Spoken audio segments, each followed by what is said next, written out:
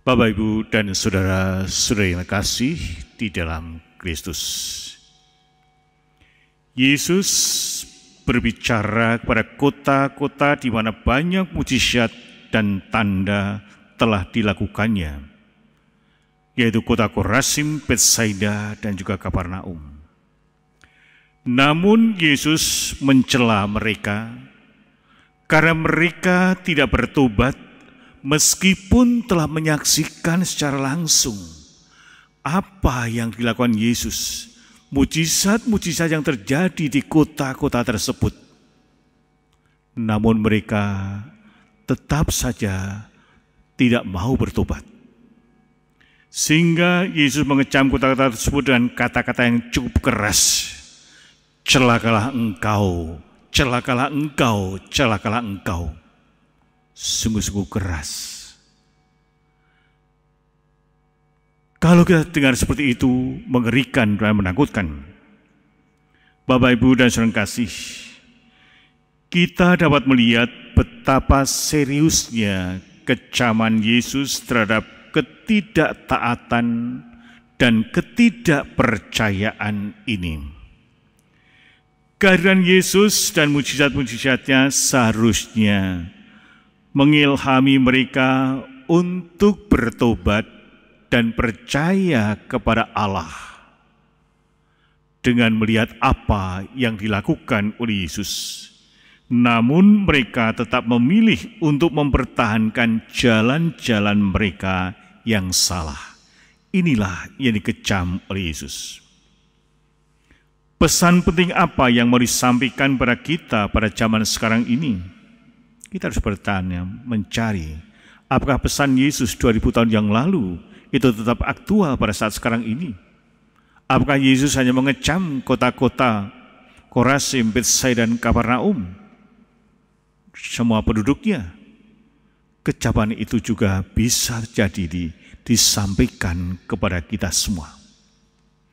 Pesan yang kuat yang mau disampaikan pada kita adalah pentingnya merespon panggilan Tuhan dengan rendah hati dan taat. Sejauh mana kita cepat tanggap dan peka terhadap panggilan Tuhan.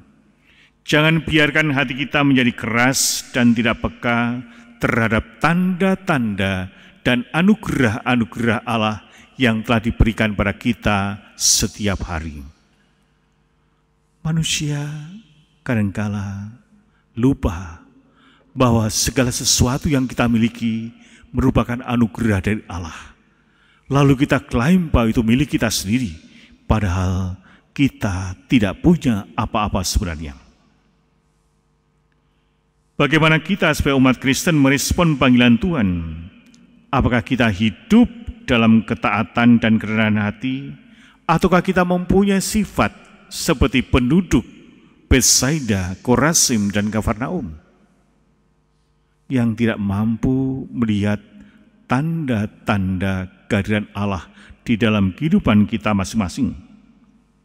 Kita memang tidak pernah melihat mujizat-mujizat yang dilakukan Yesus secara kasat mata langsung, tapi kita tahu bagaimana kita diselamatkan oleh Yesus yang tersalib itu sendiri.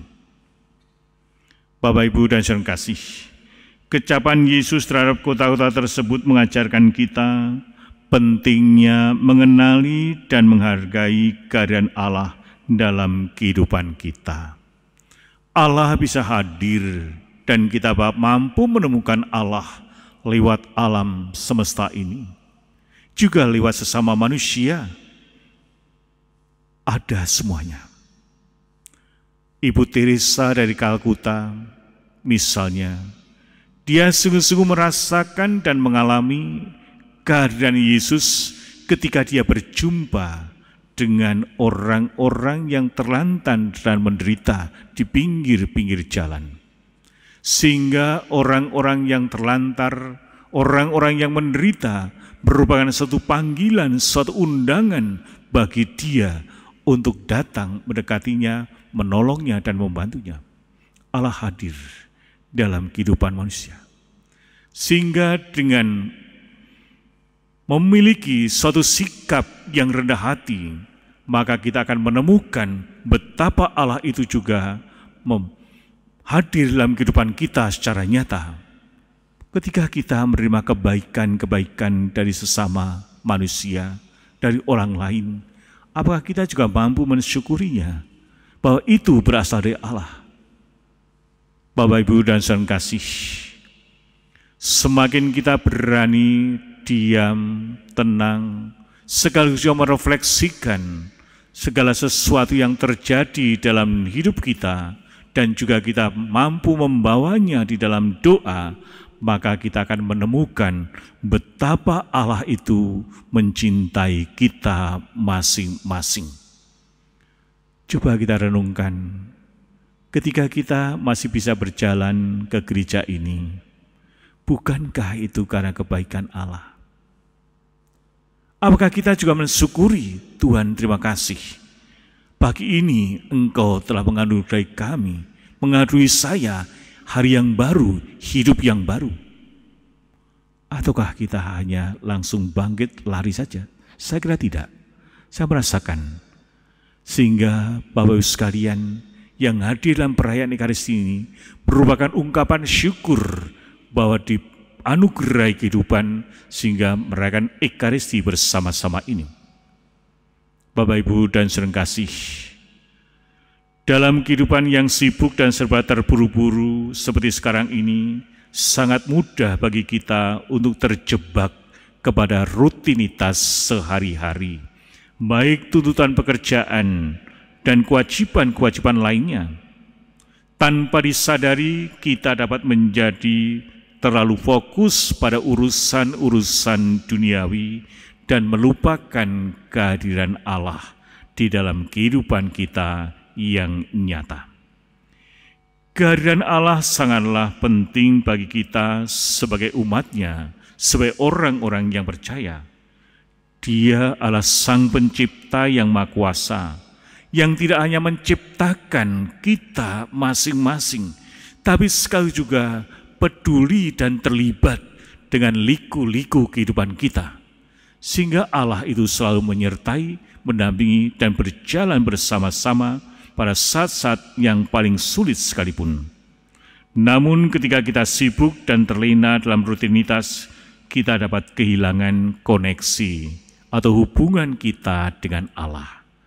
Kalau orang sudah selalu sibuk sekali, ya, sebagai orang Katolik, karena begitu sibuknya, maka mengikuti Ekaristi juga yang penting Natal dan Paskah, lainnya hilang itu saja, sehingga tenggelam dalam suatu rutinitas. Maka Yesus juga mengingatkan kita, kalau tidak mau berkata dikecam kita, jangan tenggelam di dalam hal-hal yang rutinitas. Berilah ruang dan waktu bagi Sang Pencipta, supaya kita bisa merefleksikan, merenungkan, sekaligus juga bisa mensyukuri berjumpa dengan Allah dalam hidup kita sehari-hari. Dia selalu hadir. Orang-orang yang semakin rendah hati, semakin mampu mensyukuri hidupnya dalam situasi apapun. Maka marilah kita mohon berkat pada Allah.